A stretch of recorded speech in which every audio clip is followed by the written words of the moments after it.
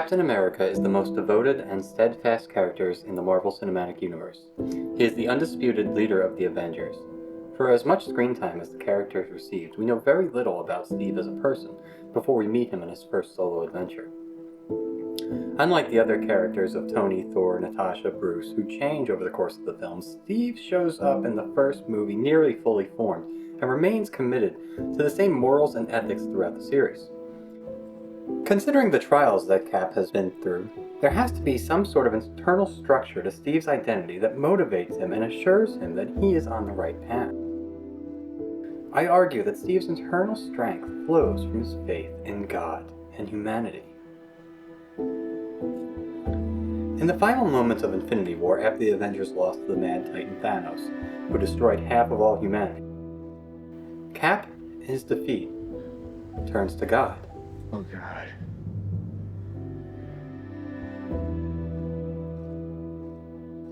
When I first saw this ending, I was intrigued by the fact that Steve, throughout his journey, still holds on to his religious beliefs after all he's seen and been through. Listen, before we go any further, let me say that this essay is not an argument for or against religious beliefs in any form. It is merely an examination of Steve's faith as is portrayed in the Marvel Cinematic Universe, specifically and not in any other existing source material. Also, I'm not a theologian, nor am I overly religious. I'm technically a humanist. Now, I was raised Lutheran, I didn't pay much attention in Sunday school, only returned to examine my spirituality later in life. This is also not an argument for the existence of God, only an examination of a fictional character's faith. God, I hope that covers everything. In my re-examination of the Marvel Cinematic Universe, I found that many of the latter films in the series have a unique ability to add depth and layers to earlier entries, even at one-off lines. In the films previous to Infinity War, I found only one other mention of Steve's religious faith. From the first Avengers film, it tells us everything we need to know about Cap's belief in God.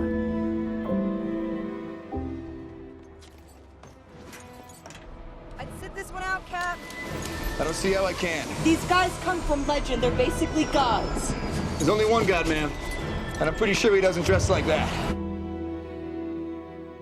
This dialogue can be played for laughs, but things are often only humorous because they have a kernel of truth to them. This is funny coming from Cap because the audience understands this is his real belief. It even sounds like something our grandfathers might say. We can make inferences about what religion Steve is, but we know based on this scene alone that he recognizes the existence of a singular higher power he calls God that exists outside of nature. It's this second part that's important to understanding Steve's faith in the face of all the cosmic and otherworldly events that occur around him, that his God exists outside of nature. This understanding is in line with, but not definitively attributed to, the Abrahamic tradition and understanding of God.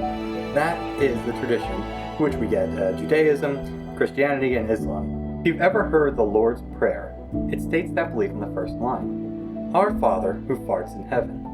I know it's our Father who art in heaven, but I always said fart because I'm in church and I'm bored. What am I doing? Okay, let's get back to Captain America. We don't know definitively what religion Cap identifies as. If we want to dig into this, Steve grew up in Brooklyn, New York, and we first meet him when he's about 18 to 20 in 1941. Growing up in this time and location, it's likely to assume that Steve was raised either Catholic or Protestant, most likely a Christian. We never learn anything about Steve's parents or his upbringing other than his parents died when he was young. And because of this, he has a close relationship to his best friend, Bucky. Being an orphan is common in the superhero world, however, we do learn a lot more about the other Avengers' parents, namely Thor, Tony, T'Challa. The heroes' ethos are shaped by their relationship with their parents. Whatever it was that led to Steve's introduction and devotion to faith occurred off-screen, just as his relationship with his parents. Steve's first mention of his beliefs, when he's on the Quinjet, comes after he just apprehended the Norse god of mischief with the help of Iron Man. Some would be forced to question their understanding of God after meeting somebody with superhuman abilities who claims to be a god. But not Steve, not even for a second.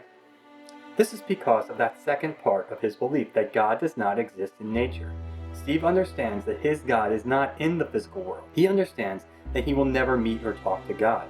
This is why Steve can be nonplussed when meeting superpowered individuals who claim to be gods. they can call themselves God, but Steve's God is supernatural. So anyone he meets in the natural world cannot be supernatural. This, of course, being the world that Cap lives in, with aliens and superpowers. However, he himself has been given superhuman abilities, so in this world, they're natural.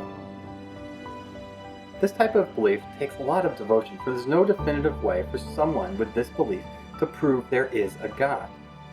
It's a leap of faith. It's this virtue that makes Cap really a great soldier. He's dedicated to the original fidelity of any commitment he has ever made. This commitment is tested in The Winter Soldier, when he finds out the military and the government of the United States has been sending him on missions for nefarious purposes. This is where I believe Steve reevaluates his commitment as Captain America. Greatest Remember what I said generation. about latter MCU Justice and films nasty improving the stuff. story of previous Yeah. films? We compromised, sometimes in ways that made us not sleep so well. But we did it so that people could be free. This isn't freedom. This reflection is all about Steve's change in The Winter Soldier, and it all starts with this line. Before we get started, does anyone want to get out?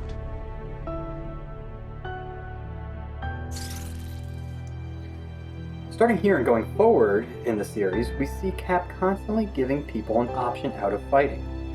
Looking back at the first Avenger, we see a more ruthless man fighting a war without much regard for his enemy. In his second solo film, Steve is first assigned to assist a hostage situation on a cargo ship. We see Cap in a take-no-prisoners attitude. It's almost as if, after coming out of the ice, Nick Fury told Steve, "Hey, aliens are the new Nazis." To which Steve replied, "Great, let's fight." Next, Nick told Steve, "Terrorists are the new Nazis." And Steve said, "Okay, sure."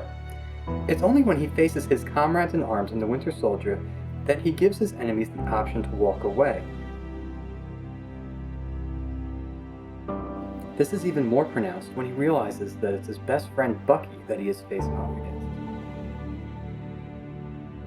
Steve realizes that if he can find himself on the wrong side of a conflict, so can his fellow soldiers. If I can step out of this essay to say that as a post-9/11 veteran of the Iraq War, I can truly relate to this realization. It is demoralizing and humiliating experience to realize that perhaps you're on the wrong side of a conflict and you have little or no agency to correct the politics of the conflict you find yourself in. When in Iraq, I found the country to be filled with a kind and loving population that really wanted no part in the fighting, but was taking part in their country. Most, if not all, the enemies I faced were from other parts of the world, leading me to question the endgame of the Iraq conflict itself. Even now, the war in Afghanistan and in other parts of the world that started after 9/11 continue with no end in sight and little to show for any sacrifice. Dealing with this humiliation can lead one of two ways. You can double down on your commitment to the military and your comrades over that of the traditional norms and values you once believed, to the point where you begin to disregard logic and evidence of inhumane acts of aggression and violence, trading your moral, ethical values in favor of absolute devotion to the institution of the military itself. This leads some to find scapegoats for failure. You are failing!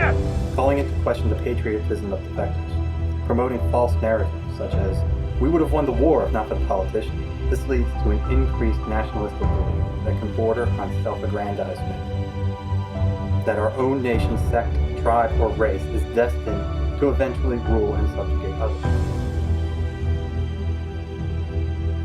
Or, this humiliation can lead you inward to re-examine your core values and what prompted you to become a soldier in the first place, such as in Steve's case. I don't want to kill anyone. I don't like bullies. I don't care where they're from. The definition of a bully is a person who habitually seeks to harm or intimidate those they perceive as vulnerable. We may never know what Steve's true beliefs are, but we can make inferences based on what he values in others and what he values in himself and his own actions. In The Winter Soldier, Steve reevaluates the original commitment and understands that he didn't join the military to be a soldier of a particular country, he joined to protect people, vulnerable people. And I thought I could throw myself back in and follow orders, serve. It's just not the same. In this way, Steve can leave the military, give up the name Captain America, burn off the star on his uniform, and still be committed to the original devotion to help and protect people. And to him, he has not broken that commitment. This also comes to fulfill Red Skull's proclamation that I have seen the future, Captain. There are no flags. Not my future. Steve tests this thesis when he confronts Bucky, showing a deep commitment not just to his friends, but in the idea that all are inherently good, and even those on the wrong side of a conflict are able to turn back to the light. He is proven right when Bucky saves him. His theory is also subtly proven through his relationship with Black Widow in this film.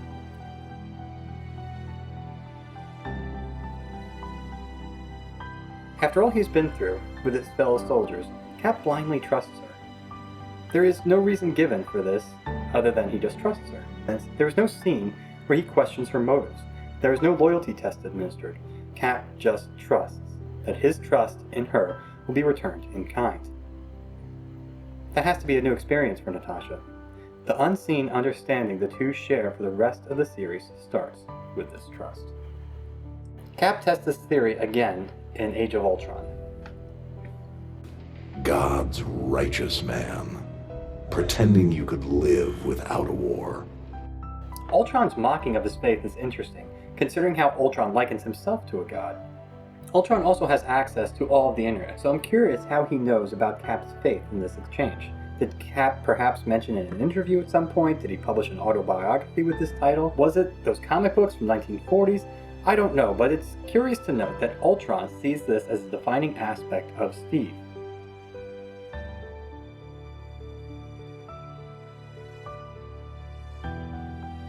Later in the story, it's Steve who turns the twins into Avengers. You can still walk away from this. No, we will. I know you've suffered. Also with the help of Hawkeye, which is interesting given that it was also Hawkeye who originally turned Black Widow to his side in an unseen event in the MCU timeline. Steve takes this social experiment to its final conclusion in Civil War, when he continues to defend Bucky, and when Tony nearly talks him into signing on to fight for another world organization. I'd follow a motion to have you and Wanda reinstated. Wanda? What about Wanda? She's fine. She's confined to the compound currently. Vision's keeping her company. It is the fact that Wanda has been imprisoned for a mistake that led to collateral damage, causing him to change his course. Is that how you see this? This is protection? It's internment, She's Tony. not a U.S. citizen, and they don't grant visas to weapons of mass destruction. She's a kid! Give me a break! Cap is sure in this moment that there is good in Bucky and Wanda and in all humanity. During the airport scene, Cap takes time to converse and encourage Spider-Man. There's no logic to this, as Steve and Spider-Man are on opposing sides at the moment, but even in his adversities, Steve can't help but encourage the good virtues in others. You got hard, kid. In fact, every scene between Steve and Tony can be seen as Steve pushing Tony to be better. It's like a father and son relationship where the dad's not mad at you, just disappointed, and he wishes you would do better. Steve's problem with Tony is not what he does, it's how he does it and why. Every time someone tries to win a war before it starts, innocent people die. Every time. Tony wants to protect everyone the same way he protects himself.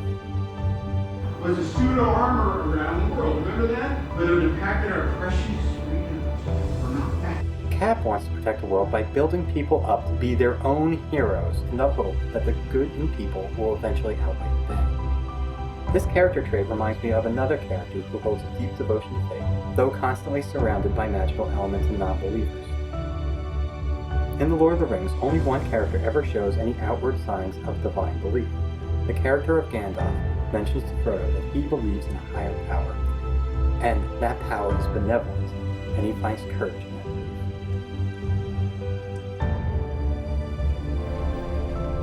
There are other forces at work in this world, Frodo, besides the will of evil, and that doesn't encourage you.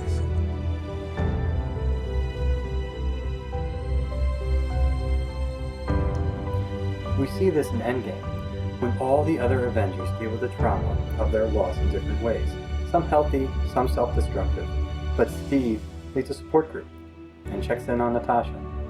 Steve's devotion to his friends rubs off on Tony. In this film more than any other, Steve knows that to have a friend is to trust someone as you trust yourself.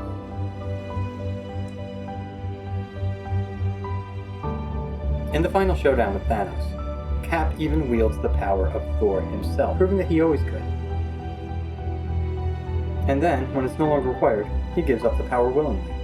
This humble nature comes from Steve's knowledge that ultimate power is not in the physical world. It does not reside in a magical totem, weapon, serum, or a suit of armor. Steve's belief in humanity is the ultimate source of power in the natural world.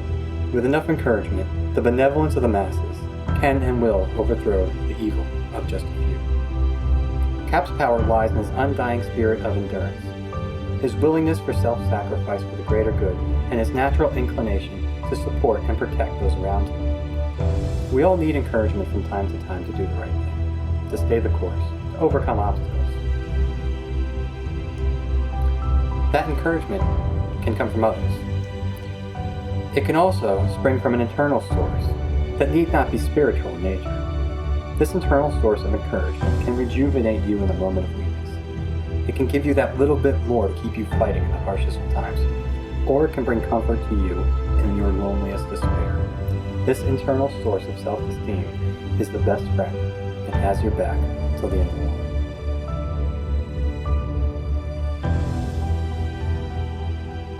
This has been a production of Minimum Effort Media. There are videos here on the first of every month starting in 2020. Please subscribe for more videos. Leave a like if you enjoyed the content, a negative comment if you didn't, or both if you feel indifferent. Thanks for watching.